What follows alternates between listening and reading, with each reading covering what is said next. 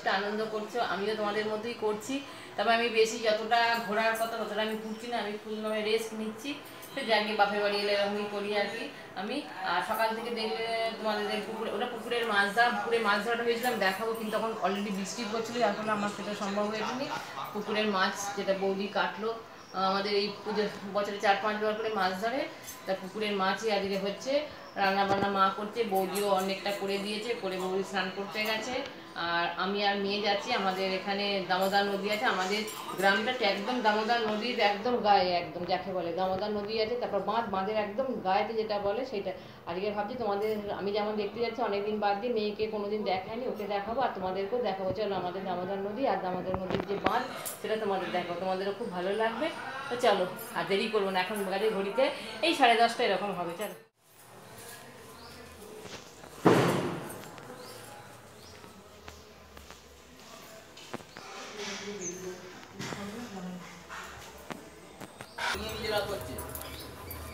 তাহলে আপনাদের আন্দোলনে চৌকিটা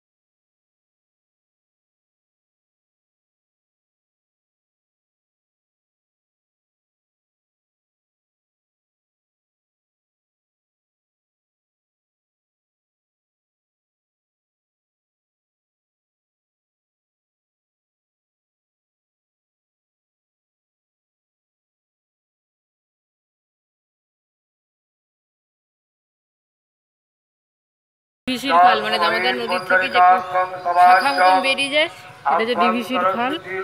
আর দেখো যা দেখতে যে এই যে রাস্তাটা থেকে উপর দিকে উঠছে ঢালু মতন, এটা যে দামোদর নদীর বাঁধ। এখন পিচ হয়ে গেছে এই সোজা বাঁধ, এই বাঁধটা একদম পুরো মানে আরামবাগ আছে, আরামবাগে গিয়ে ফেরত, মানে ওখান থেকে আরো অনেক গেছে, আমি সবটা জানি না। তো এই হচ্ছে বাঁধ, দামোদর নদীর বাঁধ। আর এই যে দেখছো নিচে যে বাড়ি ঘরগুলো দেখতে পাচ্ছ, এইখান দিয়ে নামলেই আমার বাড়িতে যেতে, বাঁধ থেকে নিচে নামতে হবে। কি সুন্দর না?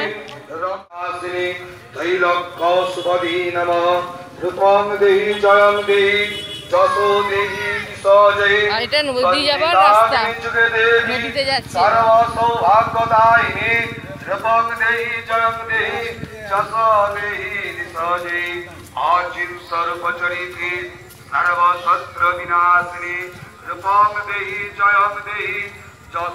আর আগে এইদিকে দু পাশে শুধু বট গাছ ছিল, কি সুন্দর যে দেখতে লাগতো।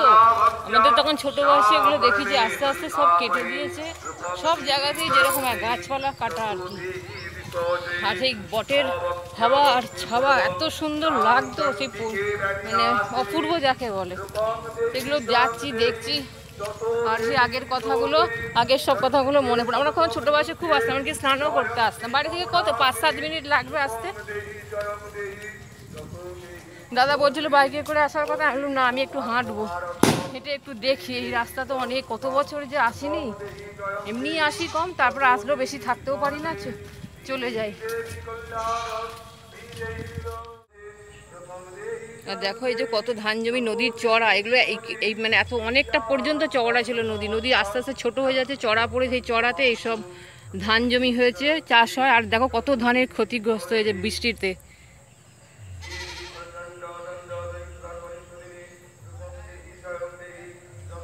আর এই যে দূরে, এই খুব দূরে না, নদীতে দেখো, নদীতে দেখাও যাচ্ছে। আর ধান গাছগুলো দেখো, ধান সমেত কিভাবে শুয়ে পড়েছে, এগুলো দেখলেই মানে কত ক্ষতি এগুলো ধানের। মানে ধানে যেটা শুনছিলাম যে ধানের জাস্ট দুধটা বসার মুখে হয়েছিল, মানে যেখান থেকে চালটা শুরু হতো আর কি, সেই থেকে মানে সেই অবস্থায় ধানগুলো এরকম নষ্ট হয়ে গেছে।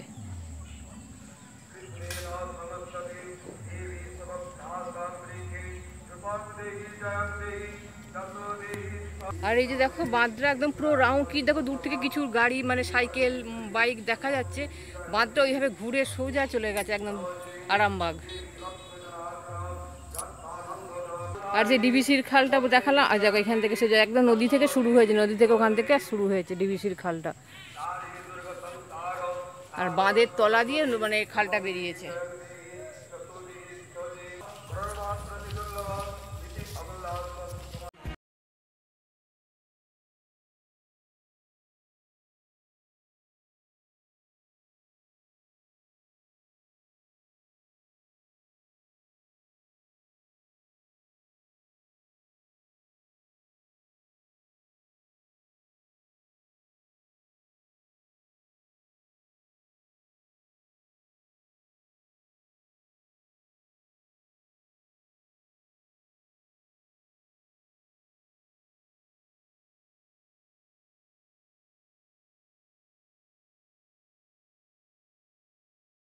জলটা কমে গেছিলো শুনেছিলাম, আবার একটু কাল থেকে নাকি জল বেড়েছে।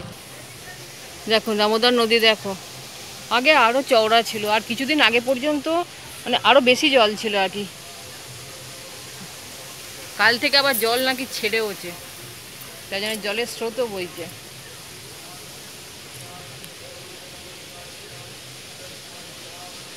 এখন তো এই জলে স্নান করা যায় না, মানে ঘোলা জল, যখন জল বর্ষাটা কেটে যাওয়ার পর যে সময়টা আসে শীতকাল পর থেকে, শীতকাল থেকে যে শুরু হয় তখন বেশ স্নান করা যায়, জলটা স্বচ্ছ হয়ে যায়। আমরা কত স্নান করেছি এসে, বাবা কাকাদের সাথে আসতাম বাড়ির সবাই দল বেঁধে। এখানে কিন্তু মাস্ক না পরলেও চলে, পরিবেশ এতই সুন্দর, তবুও সেফটি তো মাস্ক পরেই এসেছি।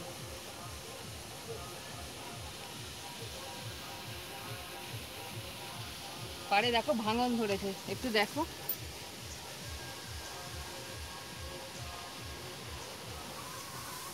চলো আগে মূল জায়গাটা আরেকটু দেখাই।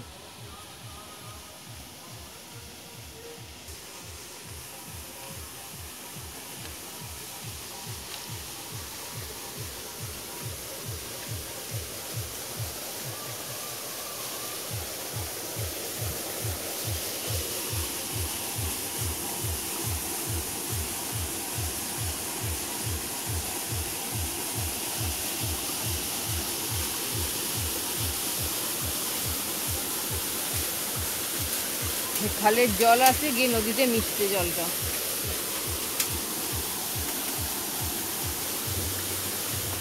আর দেখো বাঁশের একটা ছোট্ট মাচা মতন করে পুল আর কি, আমার মেয়ে বলছে ভেঙে যাবে না, তো আমি বলছি না ভাঙবে কেন, এর মধ্যে মানে বড় বড় গাড়ির সঙ্গে পার হয়ে যাচ্ছে, ওপারের মানুষ তো এইভাবেই আসে, যা ওকে বলছি আমার নিজেরই ভয় লাগছে। নৌকো চলছে এখনো, যাত্রী এলে তারপর মানে ওই দেখো নৌকো বাঁধা আছে দেখতে পাচ্ছ, নৌকো এখনো আসলে কি যাত্রী আরো আসলে তারপর নৌকোটা ছাড়বে আর কি।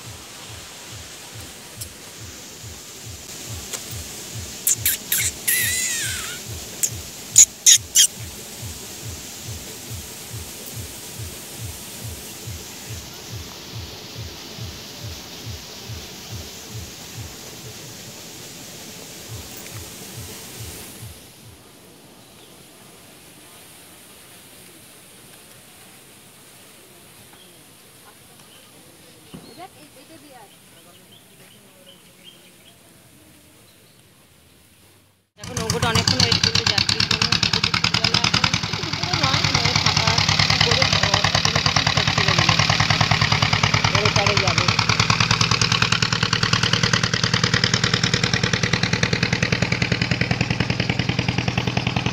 আর আগে আমরা এমনি নৌকো পেরোতাম, কিছু দরকার থাকে না ওপারে গিয়ে নৌকা থেকে নামতাম না, আবার ওই নৌকা থেকে ফিরে চলে আসতাম। বিশেষ করে আমার আমার বাবা আমাকে এগুলো খুব প্রশ্রয় দিত, বাবা এইসব করতো আমাকে নিয়ে। ভালো লাগছে, ভালো লাগছে তো। দেখ আমাদের ওখানে গঙ্গা আর এখানে দামোদর নদী।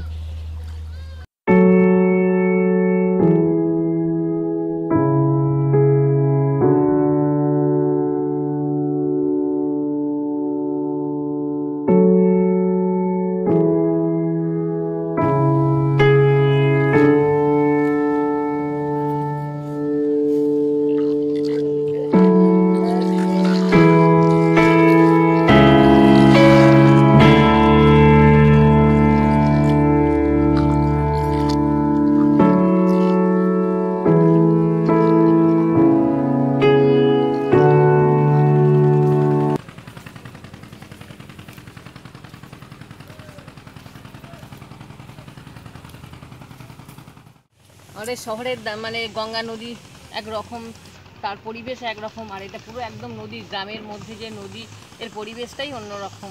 সত্যি বলছি, এখানে আমরা ছোটো বয়সে যে এসেছি কত, আর বিশেষ করে যখন বন্যা টন্যা আসতো তো তখন পাড়া ঝেঁটিয়ে গ্রামের মানুষ সবাই দেখতে আসতো। আমরা পাড় মানে অবাক হয়ে দেখতাম যে কত জল, একদম একই স্রোত, সে স্রোতের মানে স্রোত দেখলেই ভয় লেগে যেত, সেই দেখতাম। আর এসে অনেক কিছুই মনে পড়ছে।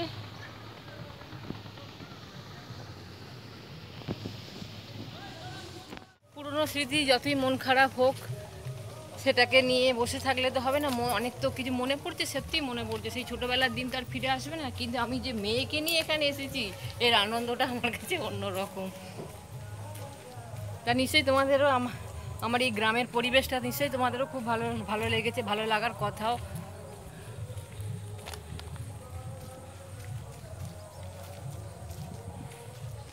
আজকে তো মহানবমী আমি সকালটা তো এইভাবেই কাটিয়েছি দেখলে। আর এখন তাই চলে এসেছি, এখন এই 11:30 এরকম হবে। তা মহানবমীতে একটু আউটিং করলাম আর কি, এটাকে আউটিংই বলবো, আউটিং করলাম। আর ওইদিকে সন্ধেবেলা ঠাকুর দেখতে যাওয়ার কথা আছে। আরও একটা মানে আমার বৌদির বোনের মেয়ে আজকে কুমারী সাজবে, ওকে বলেছি ভিডিও করতে, পসিবল হলে অবশ্যই ও করে আমাকে পাঠাবে বলেছে। যে দিদিভাই আমি অবশ্যই যদি আমি করতে পারি পাঠাবো, তা তোমাদের নিশ্চয়ই সেটাও দেখাবো। যদি একটা পার্টে যায় তো একটা পার্টে যাবে, আর নাহলে দুটো পার্টে তোমাদের দেখাবো। বাড়ি মহানবমীভাবেই কাটালাম, এবার বাড়ি ফিরছি, বাড়ির পথে যাচ্ছি।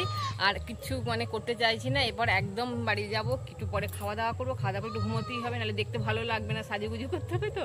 দিয়ে তারপরে একবারে সেই তোমাদের পুজো প্যান্ডেলে নিয়ে যাব, তোমাদেরকে একবারে সেজে গুজিয়ে নিয়ে একদম ঠাকুর দেখতে বেরিয়ে যাব।